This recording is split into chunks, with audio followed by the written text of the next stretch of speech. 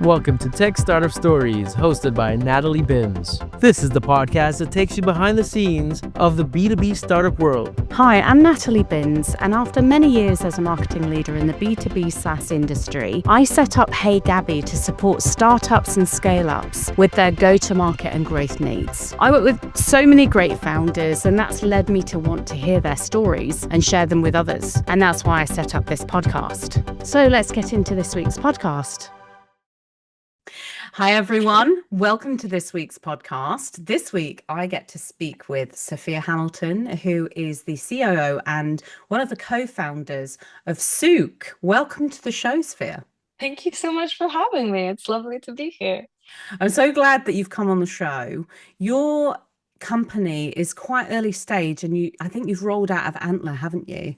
Yes, I mean, it's definitely been the fastest paced, wildest year of my life. It's amazing to think that the company is still, maybe approaching 5 months old. We incorporated on the 1st of July. I met my co-founders like a month and a half prior doing the Antler accelerator. We did that program. It was really good. I have lots of good things to say about it.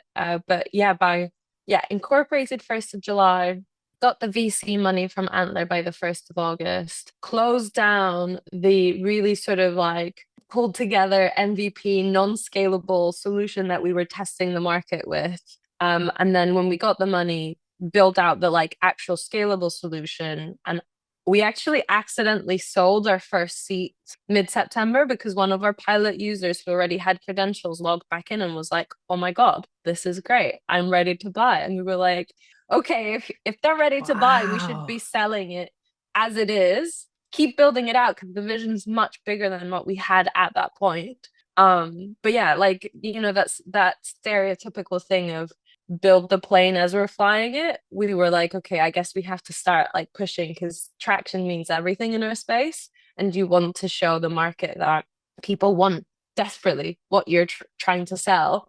So that was a really, really great signal. And you know, since then we have over 70 different logos on the platform using it. Oh my goodness. Yeah, we have some like comfortable revenue to start doing our next fundraise. We have lots of interest from larger logos who required us to also get through our compliance. And so we passed that. We are officially ISO 27001 certified. Congratulations. Huge relief for me because that took up way too much of my time. But yeah, it feels like we have done so much growing in such a short amount of time that sometimes I'm like unconvinced that it's only been months and not like a full year, for example. Wow. So basically you've got it all figured out. Brilliant. That's the end of the podcast. No, not quite. But hopefully we are like, we're very thoughtful about the steps we take. Hopefully we continue to be so, because what we're doing, the way we're working, the way we're operating, both internally within the business and the people we've employed, but also externally, like the chemistry seems to be working among all the stakeholders. So I'm really excited to keep going on that path. But you know, it's, as everyone knows, startups are very high risk, high reward space. So you need to keep doing the right thing month over month and year over year to actually make it to that unicorn status. So it's still a long road to go. Yeah. So tell me, what does Souk do? Okay, so the vision overarching for Souk is to be this single source of trust for partnerships. So if I take a step back, in go-to-market, you've got the three horsemen, right? You've got sales, you've got marketing, and you've got partnerships, which stereotypically partnerships have been the slightly ugly duckling of the trio because it can be harder to execute. You have to understand the nuances of that motion. In a lot of ways, you are kind of externalizing your sales force and convincing someone that is at a different business to sell your product. Or at least that's how I explained it to all of our new hires when I'm like, do you realize that over 90% of Microsoft's revenue is brought in by consultants selling and upselling the Microsoft suite of products? So for us, the partnership space is really appealing. It's really attractive. We think it's a really strong way of going out to the market, because you're essentially getting a warm referral from someone else. You're getting that social capital being lent to you. And we wanted to make it way easier, because the infrastructure available right now for partnership managers is just nowhere near what marketing managers get, what sales managers get.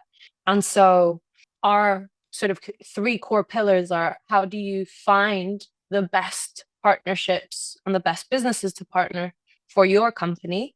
How do you keep them active? How do you keep them sending you leads? How do you go beyond that first point of interaction where there was maybe a lot of momentum, but then it kind of fizzles out for a lot of other businesses? And then finally, how do you manage all of the administrative parts of it, like the contracting and the payments and all of these bits that end up going beyond just the partnership team at your firm, where it's like, okay, well, now I need to go into the finance team and the legal team because of the contract, because of the payout, because of the like link and the infrastructure that needs to get built out. How do you make that super accessible and super easy to sort of track and oversee everything from one place?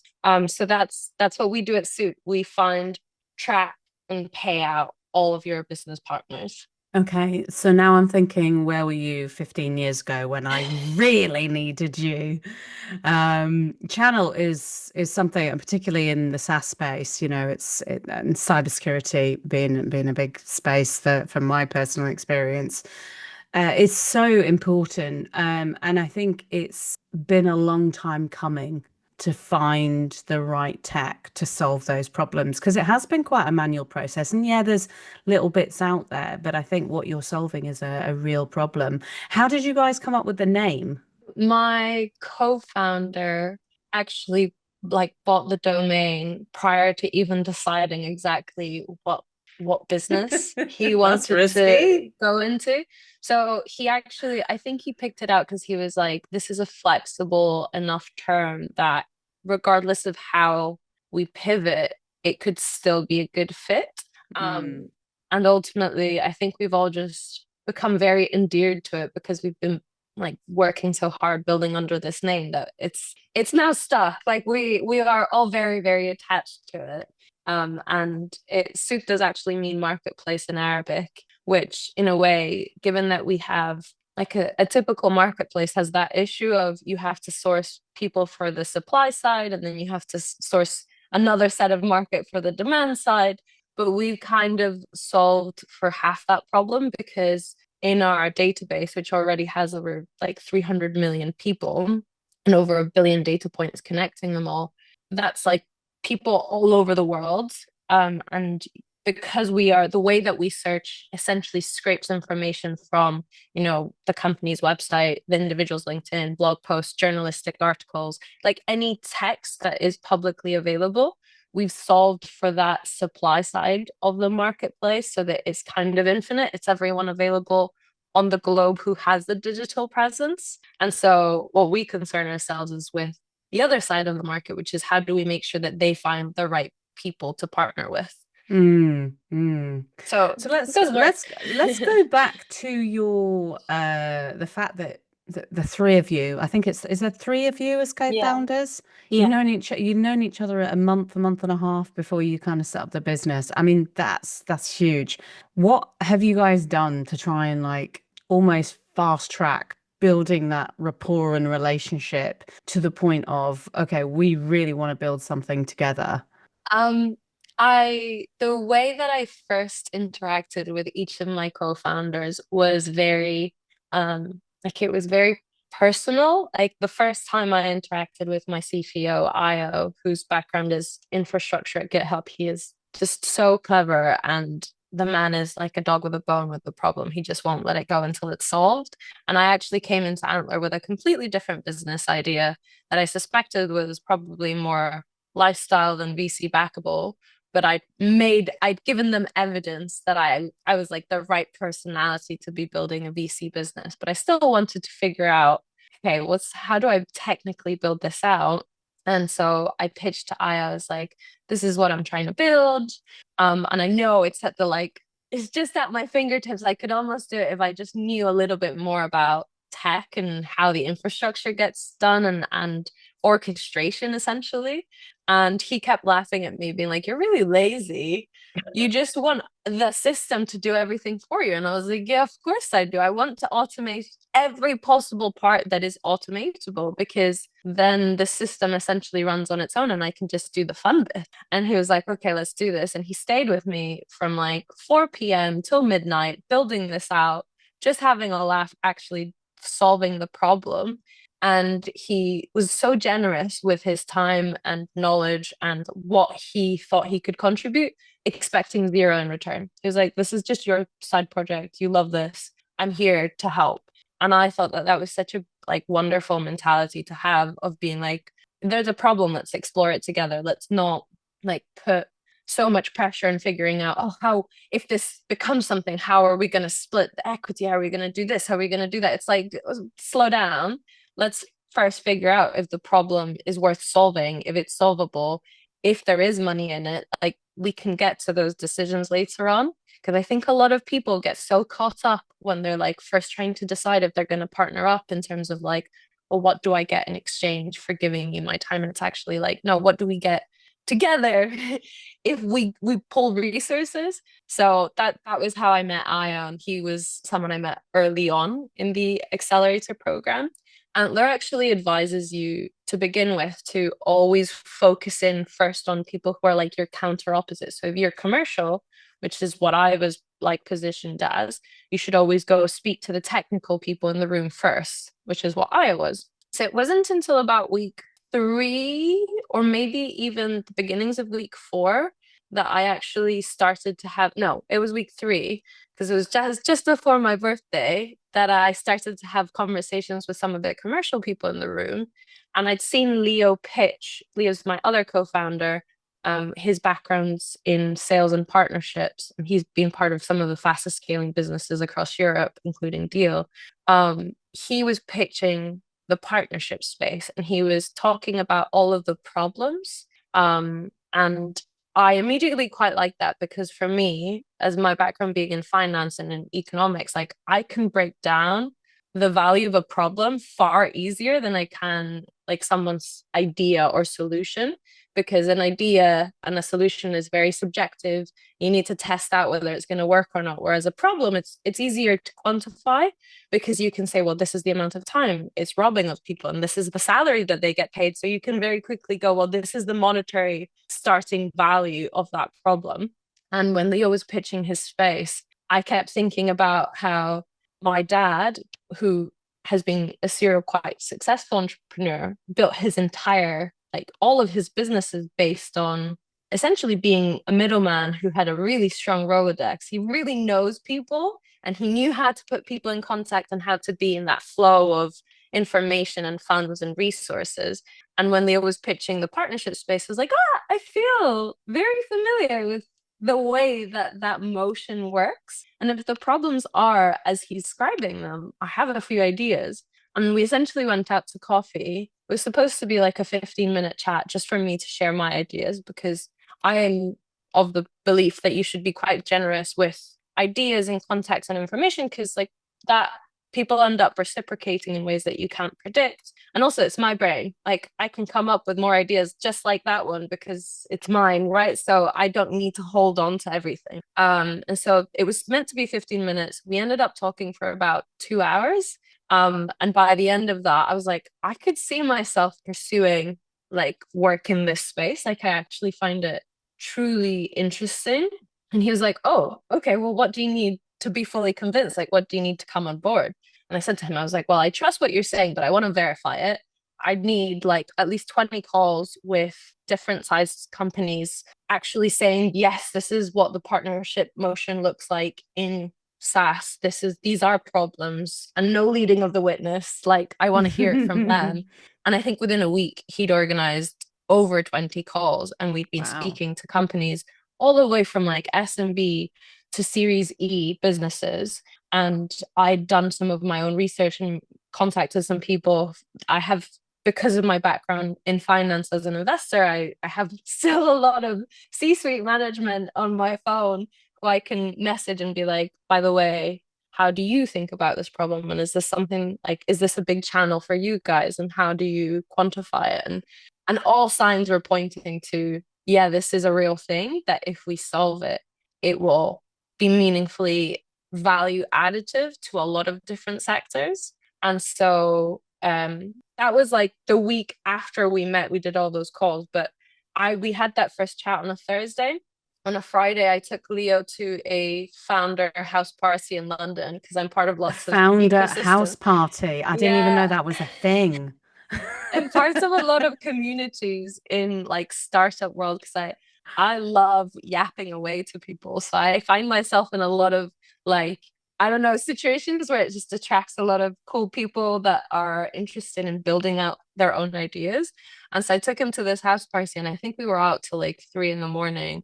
And I just got a really strong sense of who he is, like even when he's had a few drinks. And I really wanted to build with someone who I was like happy with during the day as like the person sat next to you on the computer, but also like after work. The founder job just doesn't end. You kind of are working almost 24/7. So you will want to like have a pint, but you want to still like the person who sat next to you, and you will have to travel and go elsewhere and do all of these things that like mean that you have to actually enjoy their presence in more context than just the office space. And he and I just got along so well that I was like, yeah, I think there's like good vibes here. I think that this could really work. And yeah, and then ultimately we brought Io in a couple weeks after we'd started to validate the idea and like change the way that we were positioning it. And Io was really interested in the way that I'd broken it down economically. And then he was like, okay, well, let's start putting in some of the technical build behind it. So that's how we met. And how has it been since sort of building the company? What have been the kind of things that have gone on between the three of you? Because you've built those close dynamics between each of those founders. How have the three of you continued to work together, problem solving, etc.? I mean, there's now like fully built out relationships between all three of us, and also between the employees that we've brought into the company. I think it it's been really the constant communication means that you unavoidably learn more and more about people as you go. Like I think I've been online with each of those guys up until 3 a.m, and you're cracking jokes and you're getting work done, and then you're learning about how people work. And for example, I'd say that Leo is like the epitome of a sales guy. He's very like intense about the goals he wants, and he goes for them very aggressively. He's like this, he's very task focused, but he gets a lot of things done. Like he actually delivers. And then Io is, the eternal optimist. He has the goods to back it up, but he'll never say no. Like there's no technical request that is too hard or beyond him. He'll figure it out. How long it takes him to figure it out sometimes can be a question mark, because he's like an optimist and is giving you a timeline assuming nothing else in the world happens. But we're building out infrastructure that is, as time goes on, becoming more and more complex. So there's more features and more products. So it's great to have those personalities on board in the business, because it means there's always constant progress. But yeah, everyone's very different across the three of us. I think the one unifying factor is that we're all very opinionated and very driven to succeed. And so that just means that we all like make sure that we do listen to each other, which is a good thing. Given that we're also opinionated, that's definitely, we wouldn't function if we didn't actually sit down, listen, and have no ego about who ultimately is right. Like you have to concede. It can't just be your idea because it's your idea, and that's the like my way or the highway kind of way. So yeah, it's a mix of personalities, but the chemistry is still there months later. And I'm now like, I know a lot about like Leo's family, and I know Io's partner, who's now his fiance, and I like hung out with them so much that it genuinely, it does feel like I've known them for a lot longer. It feels like years. Oh, that's great. What do you think has been the biggest change for you personally? What have you learnt the most in this journey so far? The biggest change for me personally, bearing in mind, I left finance end of 2024 because I'd gone into it with the strategy of like, I'm doing this because I want the network so that I can build out my own companies. It just so happens that along the way, I fell in love with the job. Because I loved the access. I loved the fact that I was sat opposite C-suite management and playing that game of figuring out what they were saying and weren't saying between the lines, and what all of the implications of all of these big business decisions at like corporate leaders were making. I really loved the job, so I probably stayed in it longer than originally intended to, because I was like, I'm just gonna go in, get the contacts, come out, build. But I fell in love with the job. I ultimately decided that the space was not right for me in terms of, can I win? Can I be like one of the most successful people in the room? And I was like, this is not the right setup for me, personalities wise. It can be very complicated in an industry like that. So I decided to exit, and then I gave myself, a few months of saving grace. I'd been very savvy with my savings, and luckily finance is a place that does pay quite well. So I could afford to take time off without being really stressed about it. Then came up with that first lifestyle business idea and was like, this is getting a lot of traction. I'm getting interest without even having a built product, and people want this. So I'm going to see how far I can push it, see what I can do. And so the biggest learning for me has been, and the biggest change has been, going from being a solo operator and a solo founder to being a founder with a team, because the amount you can do as like two people or three people, or now that we're six people, it's not just like three times more or six times more, it's like 50 times more. There's just so much more productivity to be found when you are leveraging other people's knowledge, what access they have, the network they have. It's really powerful. I can't emphasize that enough. I often say to people, like, don't try and struggle it alone. Like, give up a little equity in exchange for it. It's more than worthwhile. So yeah, to me, the biggest change has been having this like team to support and to complement where I might not have a strength, they do. So going from a solo operator to a team has been the biggest and most magnifying change for me over the past year. Amazing. And it seems like your dad had a huge influence on you. And so, unlike some founders, it seems like you've almost always wanted to be a founder. Is that the case? Yeah, absolutely. Like I started my first business aged 14 because the PTA at my school overnight decided to like take all the unhealthy food out of the canteen, and suddenly it was just like, you can have an apple and a banana for your break, which just like going from, they were selling like literal slices of pizza for break, which is not healthy. Like, I understand why they made the change, but they just went cold turkey. And my cousin and I, whose name is Maria, and obviously my name's Sofia, together we've combined our names to become the Mafia. And we were selling baked goods across the school campus, but it grew so quickly and so well that I had to hire my friends as distributors, because the school campus was so big, I couldn't be everywhere at once. And Wow. we were like churning a solid like 4,000 Singapore dollar profit. So Nice. it was, I think earning my own money was so empowering that I was like, Dad, I need to do more of this. And he's built so many, so has my mum, by the way. She's also built several businesses. And he gave me this piece of advice, I think when I was roughly around that age. He was like, okay, if that's what you want to do, you need to figure out how to do, at least to a base level, everyone else's job, so that no one can ever lie to you about what the requirements are. And I really took that to heart. I was like, I need to figure out how to be the optimal generalist, like jack of all Mm, trades, mm. so that you can like lead from a place of, I know what it takes. I know, I understand the difficulties. You can be empathetic about that, but you also don't get pushed around. And like if push comes to shove, like you can replace that person and you can still do a very good job. Make sure that if that person needs support, you can provide it. And yeah, he's given me lots of little pieces of advice like that over time that have been incredibly influential in how I've prepared for this role that I have today. So yeah, I definitely say he's been Wow. very impactful to many elements of my life. Amazing. Well, it sounds like you've got an incredible support from both your parents with their experiences as well.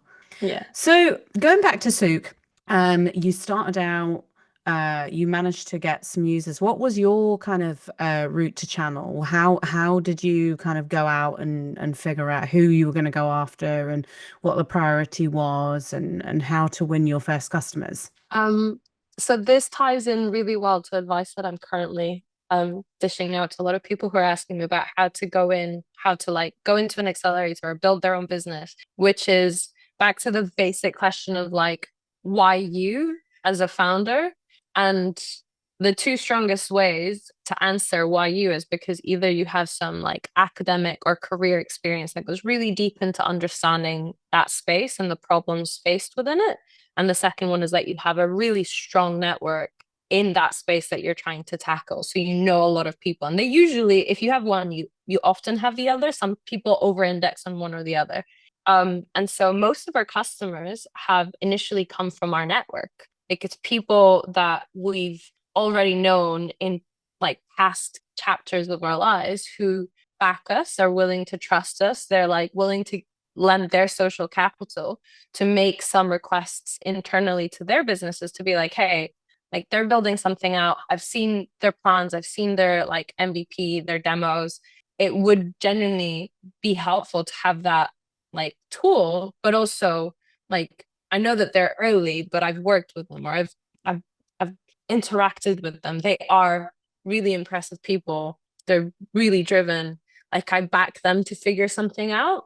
So I think early days, it was so important to have people who were already familiar with us as individuals because the product was like such a small part of the overall vision and they needed to buy into the bigger vision and know that we were here to like meet all the way through, not just this first part. It also helped that the first part was already a sellable product. But that's definitely it's again, it's the whole concept of partnerships, right? It's other people lending you their social capital and being like, yeah, I back them to achieve what they're saying that they're gonna do and deliver.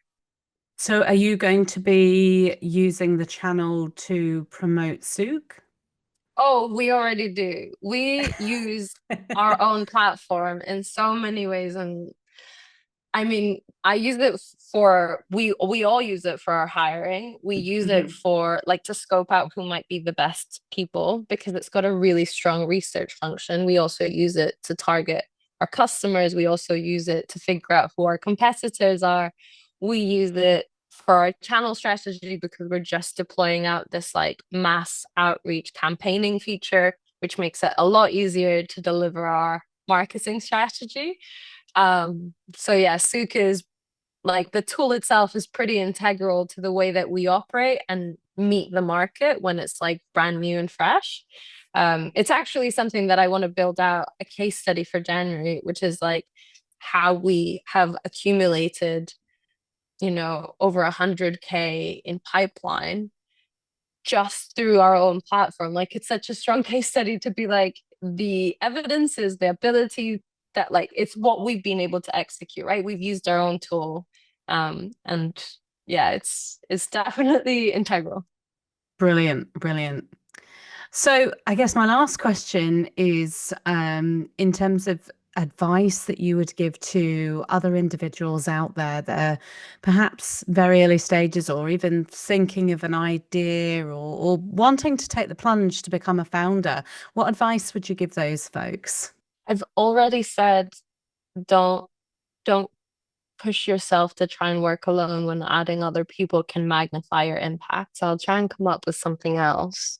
I do think that getting the right combination of people, not just not just acknowledging that working in a team magnifies your impact, but also making sure that you do end up choosing the right people.